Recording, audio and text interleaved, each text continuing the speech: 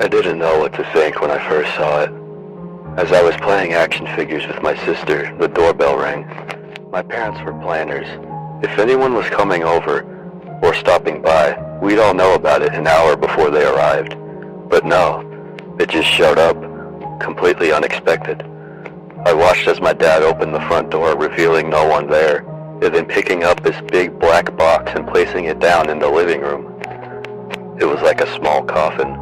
He opened it, and what I saw inside gave me this feeling I cannot describe. It was a green fabric coffin-like box. Inside of it was a 3-foot-tall ventriloquist dummy. It had a black tuxedo with a green bow tie, combed black hair, his green eyes that would just look at you, as if they had a mind of their own. Everything else, just a soulless plastic dummy. It had a card in the pocket of its suit that said, Corey, in a fancy font. For the average person, something like this showing up to your door would be thought of as something in a movie. I was too young to understand. I saw it as a brand new toy. I picked it up and set it on my lap. I lifted up the back of its shirt, revealing a wooden stick with a lever and a string. The string moved the mouth up and down, while the lever could make the eyes move. I turned its head to my sister and moved the mouthpiece while saying in a funny voice, "Hi there, I'm Corey.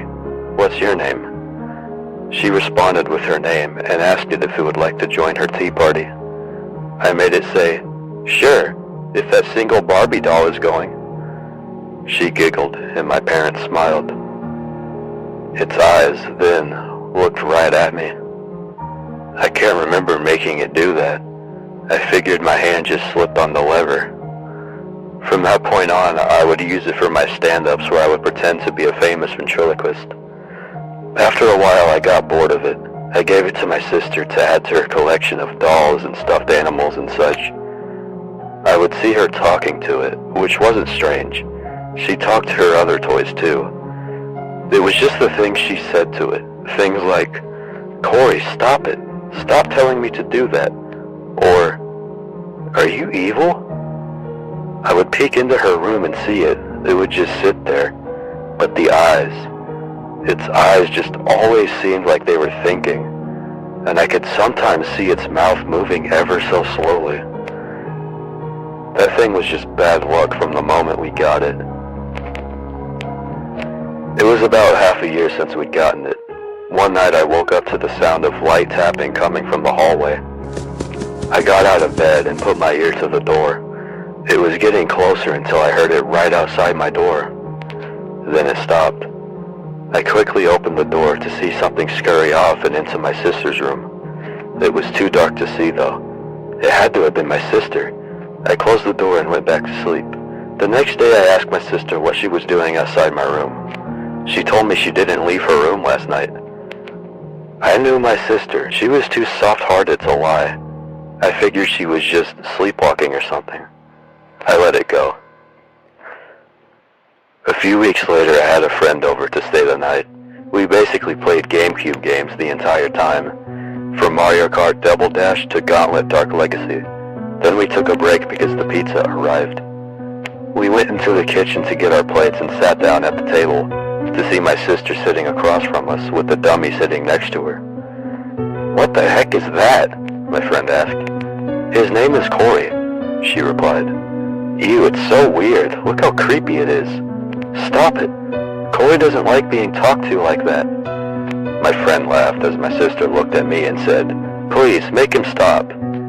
I then said to my friend, "Okay, dude, seriously, stop talking to my sister's boyfriend like that."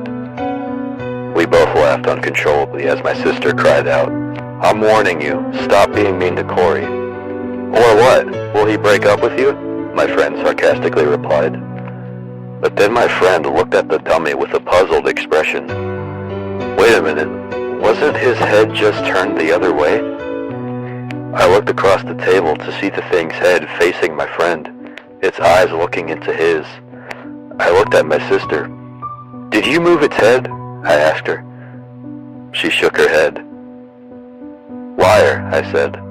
"I'm serious, I didn't move it," she said with watery eyes. Confused, we both looked at her, then the dummy. Before anyone could say something else, the dummy lunged across the table, its mouth wide open, chomping down near my friend's face before he fell back in his chair. My dad walked in. "What is going on?" he shouted. I pointed at my sister. "She made her stupid dummy attack my friend," I answered. "It almost bit my face off," my friend cried. My dad looked at my sister and said with a rage, "Go to your room now." "I warned them about being mean to Corey," she began to cry. "Go," my dad shouted. She then picked up the dummy off of the table and went into her room sobbing. As she walked away, I could see the dummy's eyes moving until they fixated onto me. I'm not letting her fool me. I know she's just moving that damn thing, I thought. My friend and I stayed up until midnight taking turns on Luigi's Mansion, drinking the rest of the root beers that were in the fridge. We played until we beat it, then we went to bed. We both woke up at what seemed like 3 a.m. to the same light footsteps coming outside from my room. "What is that?" my friend whispered to me. "It's my sister, she's sleepwalking," I whispered back. I slowly opened the door and peeked out into the hallway. I saw the silhouette of a small person run across the end of the hall. I carefully exited the room and down the hall, my friend behind me. When I peered over the end of the hall, I saw the basement door close. "She can't be sleepwalking down the basement stairs. She'll fall," I thought. As we both quickly approached the basement door, we heard the door close behind us and footsteps coming from the hallway. At first I thought it was my dad coming to see what the noise was until my sister walked out and said, "I can't find Corey. Did you guys take him?" My friend and I looked at each other. Then we heard it. A faint laugh that came from the basement. All three of us petrified. I grabbed the bat from the closet and pointed at my friend, then the doorknob to indicate I needed him to put his hand on it. I stood behind him with the bat. I looked at him and held up one finger, then two, then three. I held up the bat with a good grip and he quickly opened the door. Nothing in the basement was visible except for the first few steps. Everything else was pitch black. My friend peeked over the door. Then he slowly took a couple steps down the stairs. "Don't," I faintly shouted. He turned around and looked at me for a few seconds before he was pulled down into the pitch black of the basement. I heard him stumble down the steps. I slowly walked down, bat in hand. Then what I heard next haunts me to this day.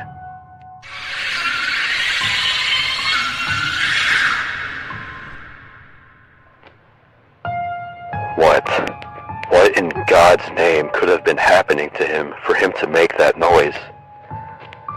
I had chills everywhere on my body. I stood there, completely still. I quietly called my friend's name. What felt like minutes passed when I could hear something climbing the stairs toward me. I called out his name once more. Then there it was, coming out of the darkness, the dummy, staring into my soul with its evil green eyes, its mouth open and teeth covered in blood. It quickly faded into the darkness before my dad pulled me out of the basement. He took the bat from me and walked down the stairs with a flashlight, calling my friend's name out. After a few minutes, he came back up the stairs, telling us that he found nothing down there. We then called the police. They arrived and told us to step outside the house while they searched the property. They informed us that no one was inside and there was no trace of my friend. I told them his name and what he was wearing. Red jacket with blue sweatpants. A few weeks had passed and he still wasn't found. I was beginning to become paranoid. I didn't understand. The only way out of the basement is the stairs. I should have seen him come out along with whoever was down there. I still refused to believe that the dummy was alive. Someone was behind it in the basement, moving it. Someone hiding in the pitch black who kidnapped my friend. One night I got so paranoid that I faintly heard the same laugh that came from the basement. I knew I was only hearing things. I tried to fall asleep until I heard it again, louder. I lifted my head up from my pillow and scanned my room. At the edge of my bed was the dummy, but its face was replaced with the face of my friend's. I was frozen in fear before I saw it go back under. At this point, I knew my paranoia was only going to deteriorate. I decided that I would stop thinking about the incident and move on to spare me from the nightly terrors my mind was pulling on me. I laid my head back down on the green fabric pillowcase and dozed off. Then it hit me.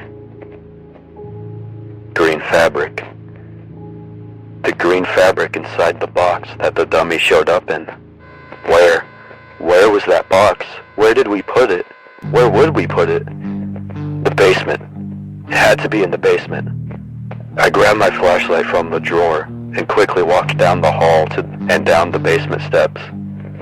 I was ready to give that plastic fuckface a piece of my mind, whether it was alive or not. I shined my flashlight everywhere until I saw it in the corner of the basement. The box. There it was. Its face. Its eyes. Attached to a lifeless corpse wearing a red jacket and blue sweatpants.